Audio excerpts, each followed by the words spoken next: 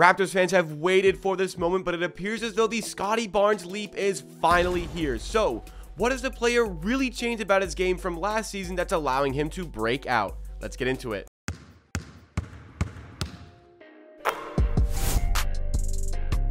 What is going on, everybody? Welcome back to Amateur Hour Sports, the YouTube channel dedicated to Toronto Raptors content. Make sure you drop a like if you enjoyed this one and subscribe for more Raptors videos like this, as well as live stream watch parties and even YouTube shorts on top of it. If you like the Raptors, you're going to love Amateur Hour Sports.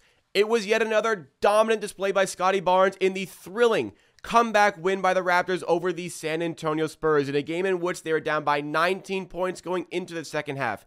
They only scored 35 total first half points. They were down by 15 going into the fourth quarter, but still managed to get this game into overtime and still managed to get the job when they got there. And a huge part of the reason why the Raptors got back in this game at all and eventually won the game was the outstanding play of Scottie Barnes, who goes for 17 fourth quarter points and puts up a dominant 30 points in this one. He was a menace all over the court, whether it was on offense, whether it was on defense, and it's safe to say that the player, the superstar, potential superstar that we thought we had in the city of Toronto is finally starting to emerge here, and he is putting the NBA on notice 100% because, make no mistakes, the statistics by Scottie Barnes this season are that of a potential all-star. Now, the Raptors' record is going to have significant influence on if he's going to be able to make it, and listen, I understand it's only 7 games.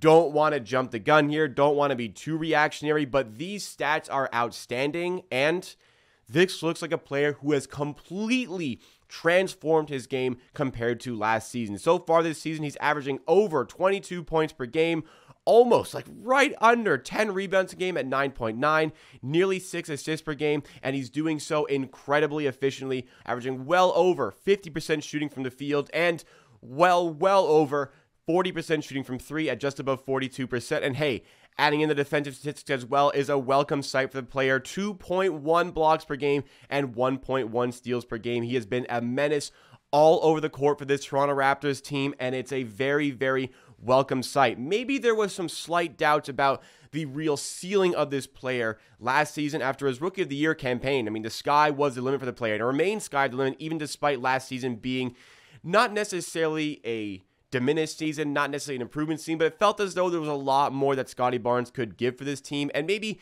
give to his own performances on the court. And there were some certain things that he needed to correct going to the season. Well, he has 100% corrected those things. There's 3 things in particular that he's done differently this season that we are going to go through in today's video. A big part of the reason why he's also been allowed to break out in this sense is that he's given a much longer leash by Darko Rajakovic, and there's a much higher trust by Darko compared to Nick Nurse, it would seem here. Now, we don't know what the dynamic was with the player and the coach last season. There's certainly some hints as to Scottie Barnes perhaps disliking for Nick Nurse.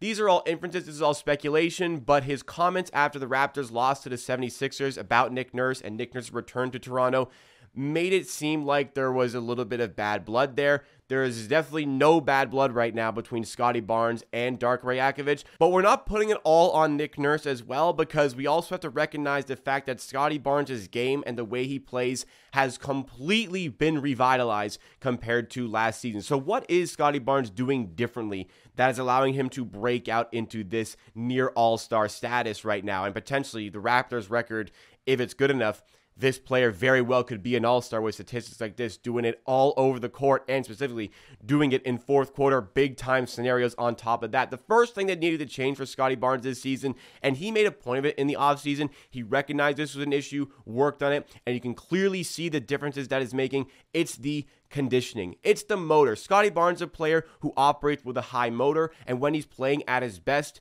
he has that high motor on the offensive end to be aggressive and get to the glass, get to the rim. That is where Scottie Barnes' game is at his best, but also being able to provide that high motor to this team on offense and still being able to provide that on defense. He's playing like an all-defense caliber player out of the gates this season as well, and it's down to conditioning to be able to execute at that high level throughout the duration of the game. Last year, we had all of these amazing fourth quarter performances, but it left a little bit to be desired because we saw these amazing fourth quarter performances.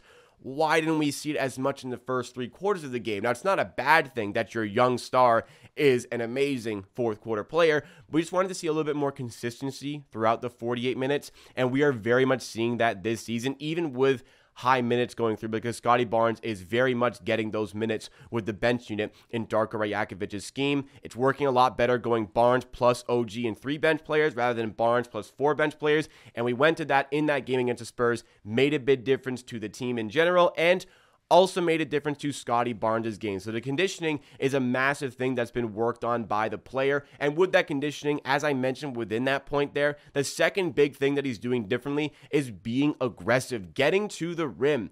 Last season, the Raptors, the brand of offense that we played was ugly, and we wanted to deviate away from that when we hired Darko Rajakovic.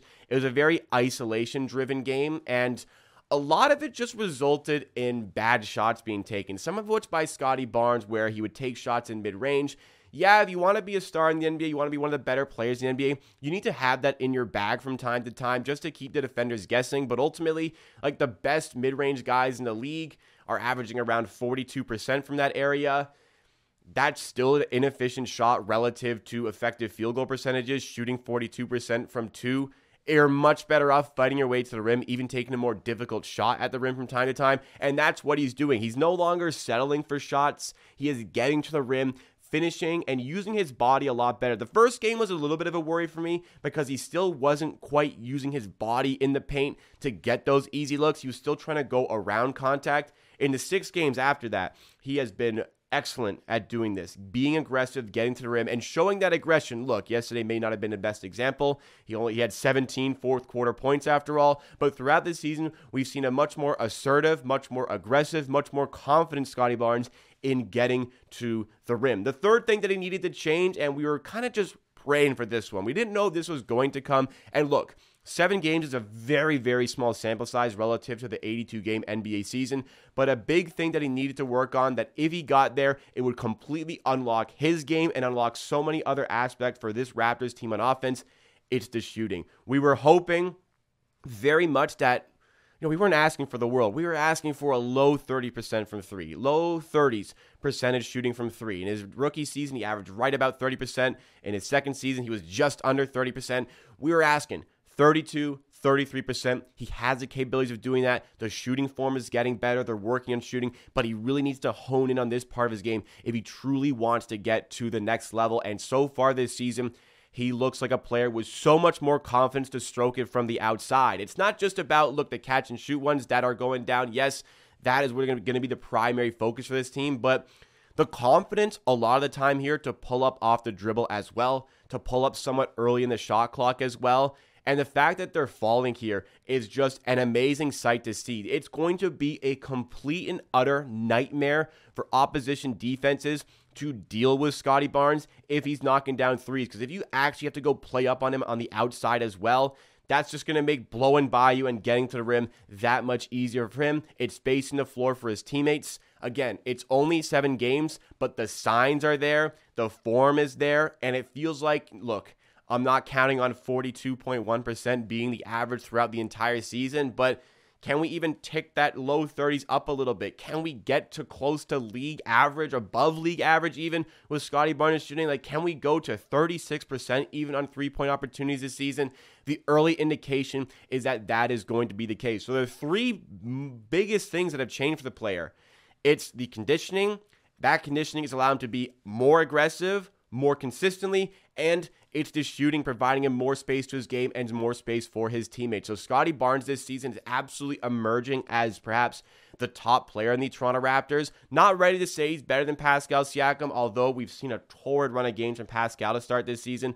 Scottie Barnes, it's been absolutely incredible. The Raptors roster in every way does not cater to the strengths and the needs of Scottie Barnes. It's a low spacing team, which is the exact opposite of what Barnes needs. Barnes needs a team that can space the floor for his drive and kick opportunities so he can fully run the offense. That team has not been provided to him here, so we should look perhaps in the future to get that team in place. But for the time being, despite the roster not catering to his strengths in any way whatsoever, he is still thriving. He is still succeeding. He is still putting up outrageous numbers. So just imagine what this player could look like if provided a proper roster around him. Now, what is that going to look like? Some people are calling for the trade of Pascal Siakam. Scottie Barnes is looking like he's emerging as the main guy for his team. If that's the case, It's time to cash in on Siakam's value before it becomes potentially a free agent at the end of the season. Now, the big problem associated with this,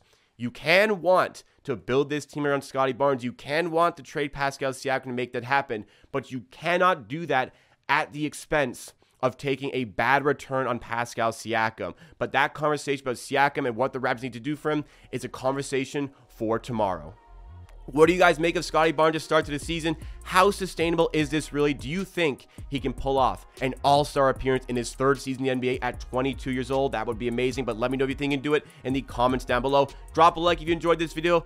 Thank you so much for supporting. Subscribe for more content just like this. We have a watch party coming Wednesday for the game against the Mavericks. A video coming tomorrow about Siakam and what the Raptors should do with him. And I'll see you again next time, and I'll see you again tomorrow for another video.